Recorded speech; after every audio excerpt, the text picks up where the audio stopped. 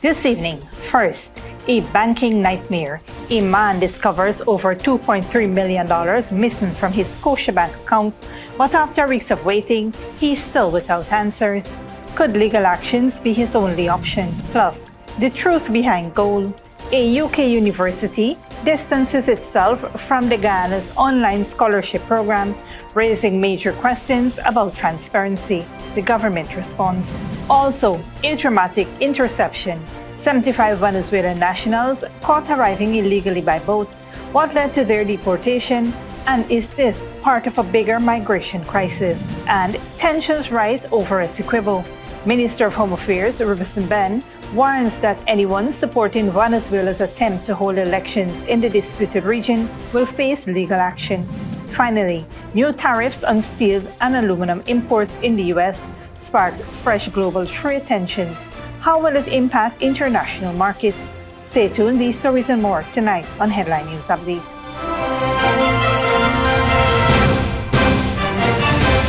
Welcome to this broadcast of Channel 2's Headline News Update for March 12, 2025. I am Baby Bacchus. Thank you for joining us. First up, a Scotiabank customer, Lensworth Blair, is considering legal action after discovering more than $2.3 million had vanished from his joint bank account he shares with his sister. Who lost $2.3 million from my account within a period from maybe the 31st of January and last Monday. Now, in no way this could have happened. It is showing that someone actually used a card, create a PIN for my sister, and remove that amount of money from the account. Blair, who spoke about the ordeal in a Facebook post, said the incident has caused significant distress for his family. He first noticed the missing funds on March 3rd when he attempted to make a withdrawal. After checking with his sister, who confirmed that she had not accessed the account, Blair lodged a complaint with the bank. Last Monday, I took out $70,000 from the account. And when I recognized the remaining balance was less than I wanted, than I expect to see, I came back the Tuesday morning at 8:15. By then, $500,000 more was removed from this account. Now, this is what is happening in a bank that's supposed to be a professional bank. Now, all my efforts to get back this money, all I'm hearing is that we're investigating. Bank officials later informed Blair that the account's PIN and card had been changed in February, raising concerns about unauthorized access. How come the PIN number and a card can change without me or the other joint account holder could have gone to the bank? Now, this is unacceptable. Despite filing a formal complaint on March 4th and being promised a resolution by March 7th, Blair claims the bank has been unresponsive. He has now been told that an investigation could take up to 120 days with no assurance of reimbursement. Frustrated by the lack of action, Blair is calling on other affected customers to speak out and plans to pursue legal actions to recover the missing funds. Scotiabank has yet to respond to media inquiries regarding the incident. In other news, 75 Venezuelan nationals were intercepted by police on the Essequibo coast after illegally entering Guyana. Ruth Pendleton has more on their detention, deportation, and the ongoing migration crisis. Some 75 Venezuelan nationals, 57 adult males, 9 adult females, and 9 children, intercepted at approximately 6:45 hours on Monday, March 10th, by police ranks who were at the time on mobile patrol duty in the vicinity of Abraham Zulci Wall on the Essequibo coast. According to a police report seen by this newscast, the Venezuelan nationals were in a boat measuring about 45 feet in length and 8 feet in width, powered by 275 HP Yamaha outboard engines. Members of the immigration department were summoned, and it was found that the Venezuelans failed to present themselves to the immigration department or port of entry using the Atlantic Ocean. They were treated humanely, provided with the basic necessities of food and placed at an institution. They were deported on Tuesday to their country of origin with the assistance of adequate fuel and other amenities. It is alleged that the migrants are fleeing the economic crisis in neighboring Venezuela. Reporting for Headline News, I am Ruth Pendleton. Thanks, Ruth. Minister of Home Affairs Robeson Benn has warned that anyone in the country caught supporting Venezuelan President Nicolas Maduro unlawful attempt to hold elections in Guyana's Essequibo region on May 25, 2025 will be charged. He was speaking at the opening ceremony of the Inspectors and Sergeants Conference 2025 earlier today. We know Maduro is saying that on the 23rd of May,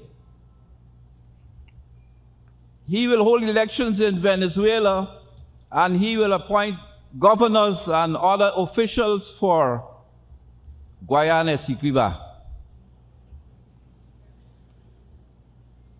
And I've said today again, any person, Guyanese or otherwise, if it's a Guyanese who is appointed to be governor of Essequibo and be emplaced at Anna Regina, we will charge that person for treason and lock them up. Each and every one of them. They're going to be charged for treason. And anybody who is supporting them will also be charged. Venezuela announced plans to hold elections in the contested territory on May 25, 2025. Guyana has since approached the International Court of Justice to block Venezuela's unlawful attempt. In its filing, Guyana urged the ICJ to impose measures prohibiting Venezuela from conducting any electoral activities in the disputed region, including extending voting rights, distributing electoral materials, or establishing polling stations. Minister Benn said the issue of Essequibo was settled with the 1899 Arbitral Award, which established the boundary between British Guyana, now Guyana, and Venezuela. The issue of Essequibo and the settlement, the 1899 Arbitral Award, was settled a long time ago and they had no interest in it until they had political problems there, and then when we found the oil. On March 1, 2025, a Venezuelan Coast Guard patrol ship approached Guyana's offshore assets, including the FPSO Prosperity, falsely claiming in a radio transmission that the vessel was operating in disputed international waters before moving towards other FPSOs. The National Defense Board convened an emergency meeting to assess the situation, while Guyana's Coast Guard and Air Force assets were deployed to monitor its EEZ. However, the Minister of Home Affairs has acknowledged that Guyana does not have the capacity to fight off or deal with these issues. But we ain't got the warships and the planes and all these things to deal with them in the ways that should be done. So we have to get support. But at these places and with these interests, while we try to build up our asset capacity and training and so on, you who are out there, if they come, we got to shoot and scoot. And shoot good and scoot. And keep shooting and scooting until help arrives. But we can never give up Essequibo. Guyana will be nothing without Essequibo. Guyana has since engaged regional leaders, including St. Martin's Prime Minister Ralph Gonsalves and CARICOM chairperson, along with representatives from Brazil, Colombia, and the UN. The Commonwealth and the OAS have also pledged their support in the matter. The Ministry of Home Affairs and International Cooperation has also called for an urgent hearing at the ICJ to prevent irreparable harm to Guyana's rights before the planned election takes place. Stick around when we return. WPA calls for review of gold scholarship program amid university controversy, and brothers granted bail after assaulting police officers, damaging property.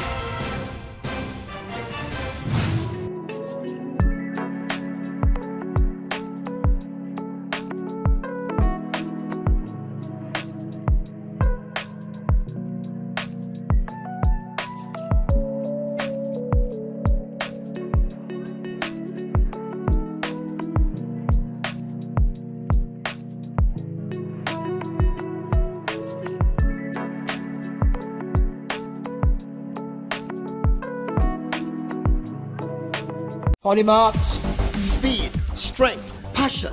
This is where the best of the best rise to the challenge. The Ministry of Education presents the National Secondary Schools Track and Field Championships. 3 days of intense competition, raw talent, and unforgettable moments. From March 11 to March 13, 2025, the National Track and Field Center will witness greatness unleash itself. National Secondary Schools Track and Field Championships, March 11 to 13, National Track and Field Center, West Coast Demerara. Nationals, where stars are born. Sponsored by Ministry of Education, Vitamalt, Triscuit, Democo Ice Cream, Malta Supreme, Powerade, Rainforest Waters, BM Soap, PNP Insurance, MS Rashandin, and Superbet. Sneakily with a gift of sight from Modern Optical Services. Let our professional team examine and prescribe what's best for your eyes. Common Smalls make fashionable faces. See us for a full line of optical services, including brand name and prescription eyewear.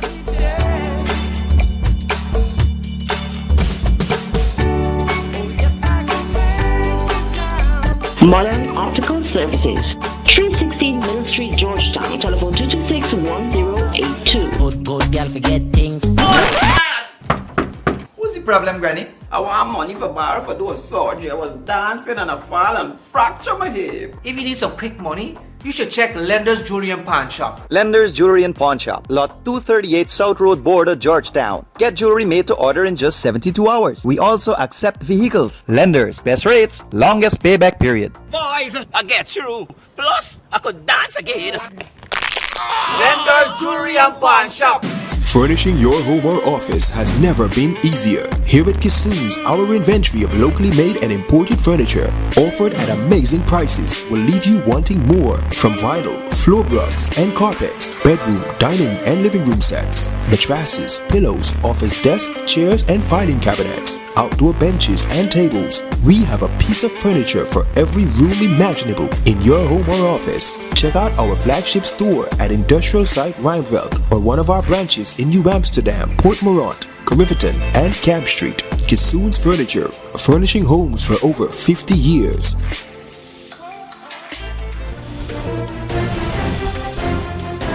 Welcome back.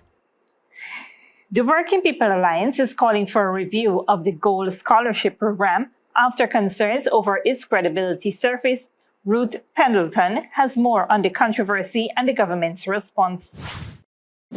The Working People's Alliance, WPA, is calling for a review of the Guyana Online Academy of Learning Gold Scholarship Program. This comes after the University of Staffordshire in the UK distanced itself from the program and courses offered through the online academy.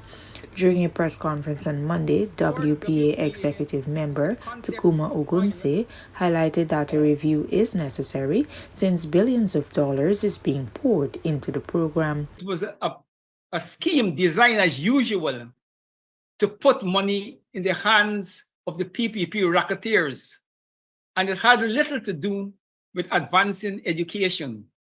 And we believe that in any reconsideration of the project, we will be hard-pressed to agree for a continuation which doesn't integrate it into the national university system. The Gold program was launched in 2021 and is aimed at delivering 20,000 scholarships by 2025 through a collaboration of agencies. To date, some 30,000 scholarships have already been disbursed. The party believes an integration of the online scholarship program and the University of Guyana would be suitable. We will hope that a review of the project would eventually place the project under or integrate it with the University of Guyana so that it becomes, part and parcel of that institution. We are not buying into the government's attempt to have two parallel universities, one that they control based upon party and partisan oversight, and a process that have led to frustrations among the hundreds of persons who have signed on to the project, just to be told that they're in a bogus scheme. According to Ogunse, the government has done a disservice to the hundreds of Guyanese who had signed up for the courses that were alleged to have been offered by the University of Staffordshire. Meanwhile, WPA's co-leader, Dr. David Hines, was sure to note that doing away with the program is not the aim, but transparency is key if it is to continue. We welcome any initiative that is going to help our young people upgrade their skills, their skill set, their knowledge base. And so, in principle, nothing is wrong with a scholarship program.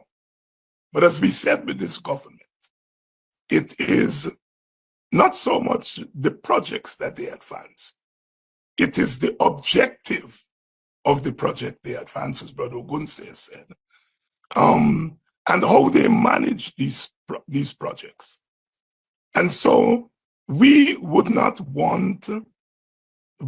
not support a project that, first of all, undercuts the University of Guyana. We feel very strongly about that. And secondly, a project that devalues the skill set of our young people rather than adding value to what they already have. Just last week, after claims erupted the media of gold being fake, Vice President Barajaglio reiterated that the gold program is not fake. According to the University of Staffordshire, it has no agreement with the International Skill Development Cooperation, ISDC, to offer courses through the Gold Scholarship Program and has never had any such agreement. It is the intention of the government, however, through Gold, to meet with both the university and ISDC to resolve the matter. Reporting for Headline News, I am Ruth Pendleton. Thanks, Ruth.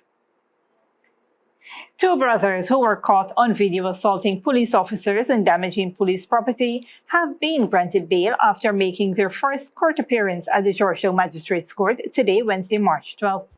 30-year-old Stephen Embrack and 23-year-old Antoine Embrack of Meadowbrook, Georgetown, appeared before acting magistrate Faith McGusty.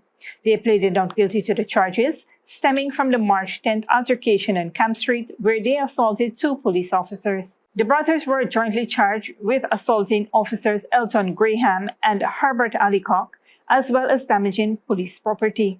Additionally, Stephen Embrack was individually charged with damaging a police body camera. They were placed on a total of $170,000 bail, and the case was adjourned to April 16, 2025. The Guyana Police Force has since responded to the viral video of the altercation, stating that the officers' conduct will be reviewed to ensure professionalism within the force, while reaffirming that all complaints should be formally reported for investigation. The Guyana Police Force warned that assaulting law enforcement officers is a serious offense that will result in legal consequences. The force also announced plans to strengthen capacity building initiatives to reinforce professional conduct among officers. In other news, formal approval is now required for advertisement on the seawalls from Georgetown to Ogle. Ruth Pendleton has details on the new regulations and compliance measures. Formal approvals are needed before any individual or entity can publish advertisements or awareness notices on the seawall between Georgetown and Ogle. This is according to the Ministry of Public Works on Tuesday via a press release. These approvals must be granted by the Sea and River Defense Board, the ministry said. Requirements stipulated must also be complied with. An application for approval should be submitted to the chairman of the board. The application should provide sufficient information on the reasons for publishing the notice, a description of the content, and an indication of how long the notice will be displayed. All individuals and entities having existing notices and advertisements on the sea defenses are required to contact with the Sea and River Defense Board at the address indicated so that the necessary payment arrangements for rental of the seawalls can be established, the ministry said. Reporting for Headline News, I am Ruth Pendleton. Thanks, Ruth. Don't go away after the break. St. Kitts and Nevis launches public video reporting for traffic violations, and Trump's 25% tariffs on steel, aluminum imports takes effect.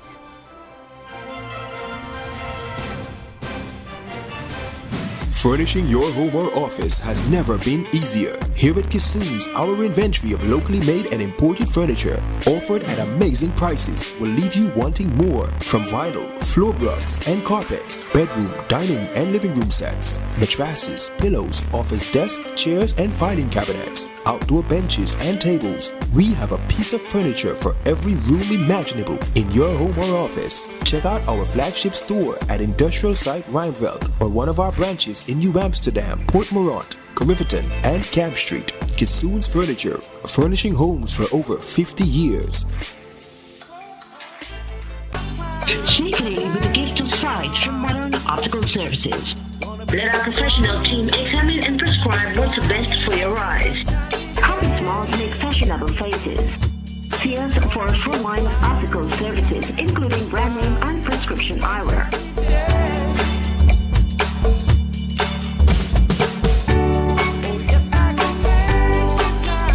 Modern Optical Services, 316 Mill Street, Georgetown. Telephone 226-1082. Good girl forget things.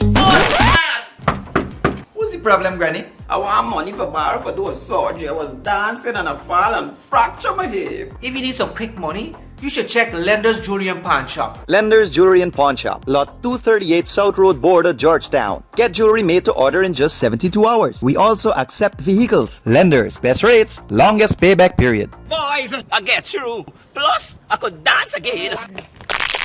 Lender's Jewelry and Pawn Shop. Holy marks. Speed, strength, passion.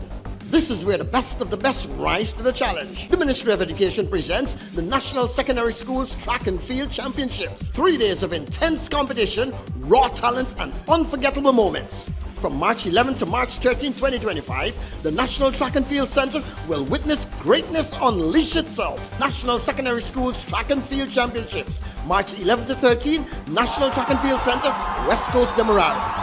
Nationals, where stars are born. Sponsored by Ministry of Education, Vitamalt, Triscuit, Democo Ice Cream, Malta Supreme, Powerade, Rainforest Waters, BM Salt, PNP Insurance, MS Rashondin, and Superben.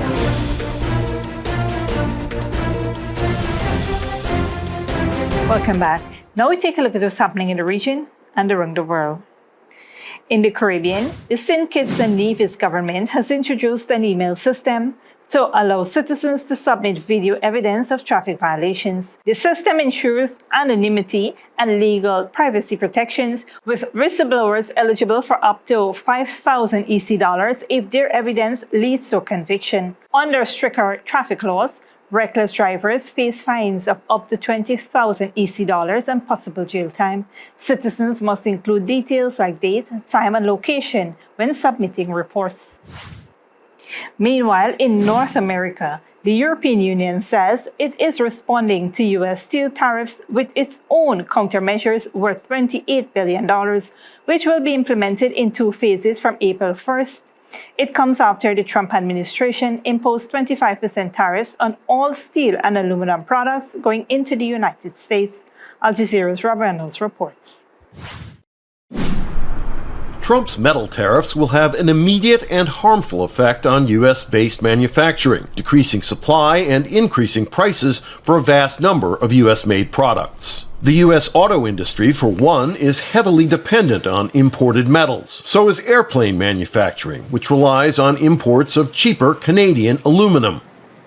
In the food and beverage sector, 70% of the steel used to make food cans comes from foreign sources, including Canada, and the list goes on.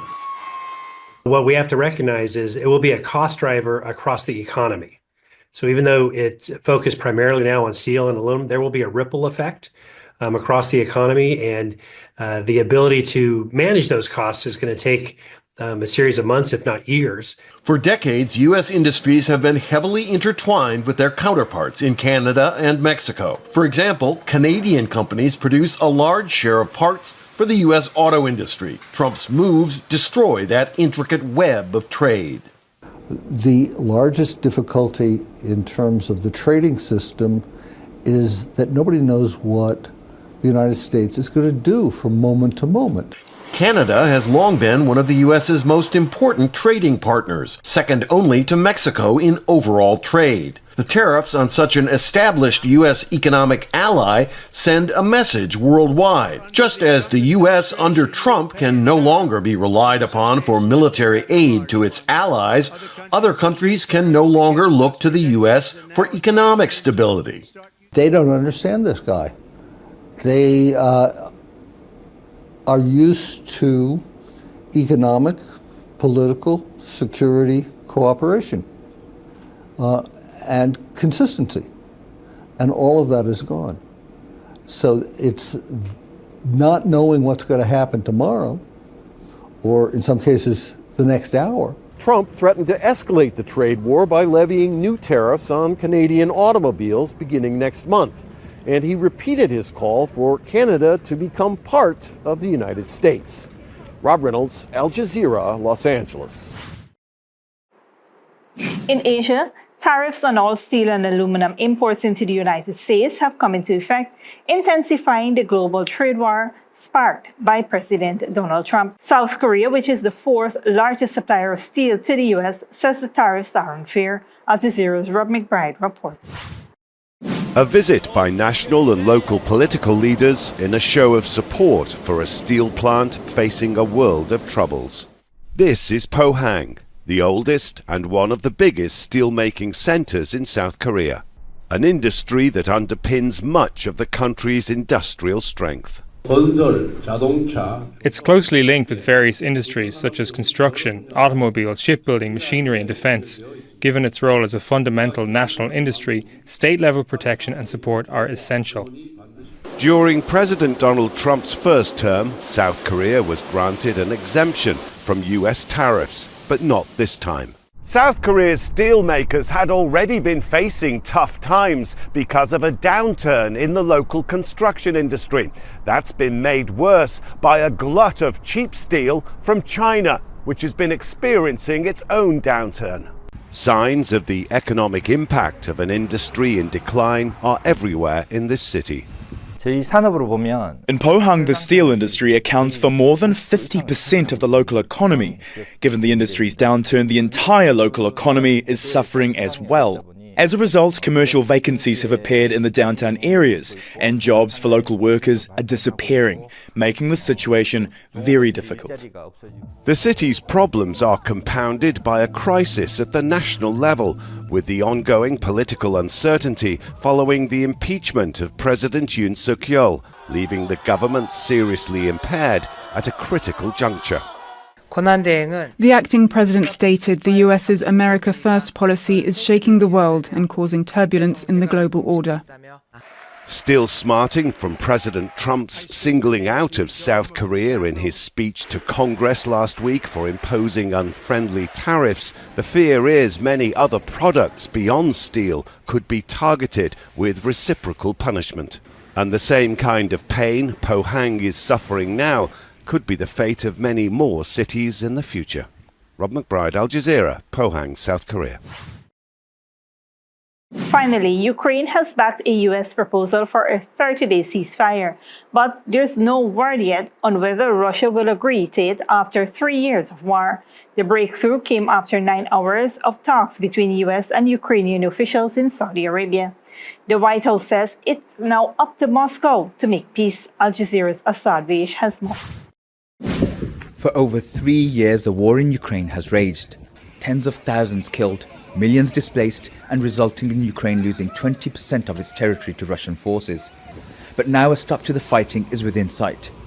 Today we made an offer that the Ukrainians have accepted, which is to enter into a ceasefire and into immediate negotiations to end this conflict in a way that's enduring and sustainable and accounts for their interests, their security, their ability to prosper as a nation. President Zelensky was asked to leave the White House after a fallout with US President Donald Trump less than 2 weeks ago. Don't tell us what we're going to feel. Now the tone towards the Ukrainian side from the Americans has changed.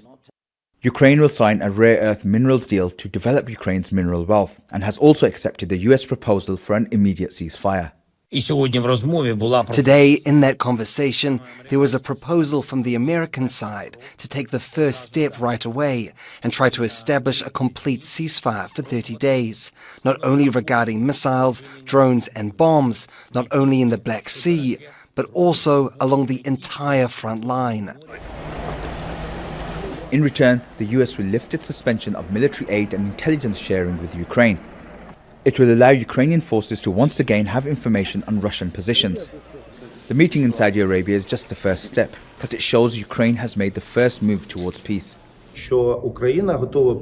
Ukraine is ready to accept, if Russia agrees to it, to introduce a 30-day ceasefire as the first step in order to start preparing some of the important documents to prepare for negotiations. But on the streets of the Ukrainian capital Kyiv, the news was met with skepticism. Russia is not ready to stop the war. There have been a few attempts at negotiations, but even during these talks, there were missiles being fired. The United States says it will take the proposal to Russia. Ukraine has agreed to it, and hopefully Russia will agree to it. We're going to meet with them later on today and tomorrow, and hopefully we'll be able to wipe out a deal. But I think the ceasefire is very important. If we can get Russia to do it, that'll be great. If we can't, we just keep going on and people are going to get killed, lots of people. For now, everyone is waiting to see what happens next. After 3 years, the prospect of no missiles, no drones and no air raid sirens across the country is now a very real one. For now, the fighting continues and people across Ukraine are waiting to see if there will be a much needed 30-day respite. Asad Beg, Al Jazeera, Kyiv, Ukraine. This brings us to the end of the regional and global news coverage. Up next is the 3-day weather forecast.